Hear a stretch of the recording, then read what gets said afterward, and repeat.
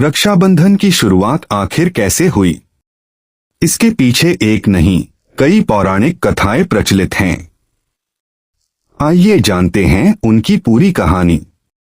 पहली कथा, इंद्र और इंद्राणी। बहुत समय पहले देवताओं और असुरों के बीच भयंकर युद्ध हुआ।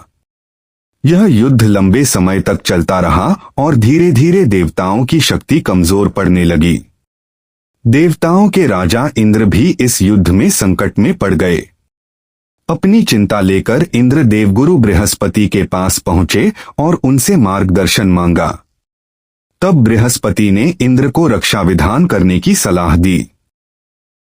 श्रावण पूर्णिमा के दिन विधिपूर्वक रक्षा विधान किया गया और मंत्रों से अभिमंत्रित रक्षा सूत्र तैयार किया गया। इसके बाद इंद्र की पत्नी शची, जिन्हें इंद्राणी भी कहा जाता है, ने वह रक्षा सूत्र इंद्र की दाहिनी कलाई पर बांधा। धार्मिक परंपरा में माना जाता है कि उस रक्षा सूत्र से इंद्र को आध्यात्मिक संरक्षण प्राप्त हुआ और वे फिर से युद्ध के लिए तैयार हुए। कथा के अनुसार इसके बाद इंद्र ने असुरों पर विजय प्राप्त की और अपना खोया हुआ राज्य वापस प्राप्त किया। इसीलिए श्रावण पूर्णिमा के दिन किए जाने वाले रक्षा विधान को रक्षाबंधन की प्राचीन कथाओं में विशेष स्थान दिया जाता है। दूसरी कथा, भगवान विष्णु, माता लक्ष्मी और राजा बलि। अब जानते हैं एक और बहुत प्रसिद्ध पौराणिक परंपरा के बारे में। राजा महाबली भगवान विष्णु के महान भक्त और अत्यंत दानी राजा माने जाते थे। एक समय भगवान विष्णु ने वामन अवतार धारण किया और राजा बलि के पास पहुंचे। उन्होंने राजा बलि से केवल 3 पग भूमि मांगी।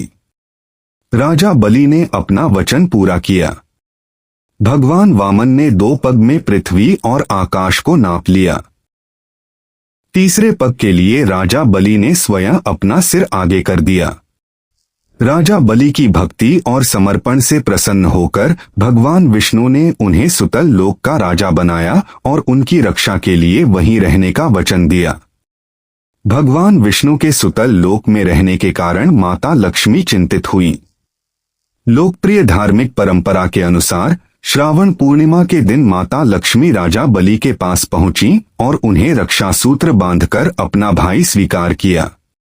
इसके बाद उन्होंने राजा बलि से भगवान विष्णु को वैकुंठ वापस ले जाने का वर मांगा। राजा बलि ने माता लक्ष्मी की इच्छा स्वीकार कर ली। इसी कथा को रक्षाबंधन से जुड़ी लोकप्रिय कथाओं में से एक माना जाता है। ध्यान रहे, वामन और राजा बलि की मूल कथा पुराणों में मिलती है, जबकि लक्ष्मी जी द्वारा बलि को रक्षा सूत्र बांधने वाला प्रसंग रक्षाबंधन की लोकप्रिय धार्मिक परंपरा में मिलता है। रक्षाबंधन से जुड़ी सबसे लोकप्रिय कथाओं में श्री कृष्ण और द्रौपदी का प्रसंग भी सुनाया जाता है।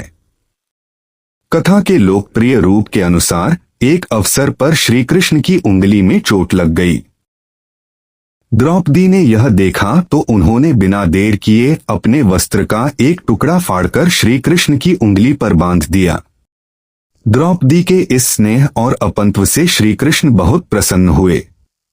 कहा जाता है कि श्री कृष्ण ने उनके इस स्नेह को कभी नहीं भुलाया और आवश्यकता पड़ने पर द्रौपदी की रक्षा की।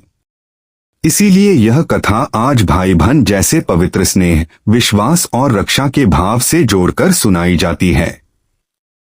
हालांकि इस प्रसंग को रक्षाबंधन की मूल उत्पत्ति की निश्चित कथा मानना उचित नहीं है। यह रक्षाबंधन से जुड़ी लोकप्रिय परंपराओं में से एक है। चौथी कथा, यम और यमुना। रक्षाबंधन से जुड़ी एक और प्रसिद्ध लोक पौराणिक परंपरा यम और यमुना की है।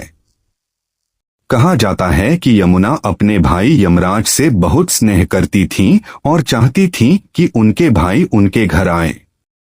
एक दिन यमराज अपनी बहन यमुना के घर पहुंचे। यमुना ने उनका प्रेम पूर्वक स्वागत किया, उन्हें भोजन कराया और उनके हाथ पर रक्षा सूत्र बांधा। बहन के प्रेम से प्रसन्न होकर यमराज ने उन्हें वरदान दिया कि जो भाई अपनी बहन से इसी प्रकार प्रेम और सम्मान का संबंध बनाए रखेगा, उसे उनके आशीर्वाद का फल प्राप्त होगा। इसी कारण यह कथा भी भाई बहन के प्रेम और शुभकामना से जुड़ी परंपराओं में सुनाई जाती है। रक्षाबंधन का संदेश। इन सभी कथाओं को देखें तो इनके रूप अलग अलग हैं, लेकिन इनके केंद्र में एक ही भावना दिखाई देती है, प्रेम, विश्वास, शुभकामना और रक्षा। रक्षा सूत्र केवल एक धागा नहीं माना जाता, बल्कि यह उस रिश्ते की भावना का प्रतीक है जिसमें हम अपने प्रियजन के सुख, स्वास्थ्य और कल्याण की कामना करते हैं। इसीलिए रक्षाबंधन केवल राखी बांधने का पर्व नहीं, बल्कि रिश्तों को प्रेम और विश्वास से मजबूत करने का अवसर भी है। तो इस रक्षाबंधन अपने रिश्तों में प्रेम बनाए रखें, एक दूसरे के सुख की कामना करें और भगवान से अपने परिवार की मंगल कामना करें। जय श्री हरि विष्णु। जय श्री कृष्ण। राधे राधे।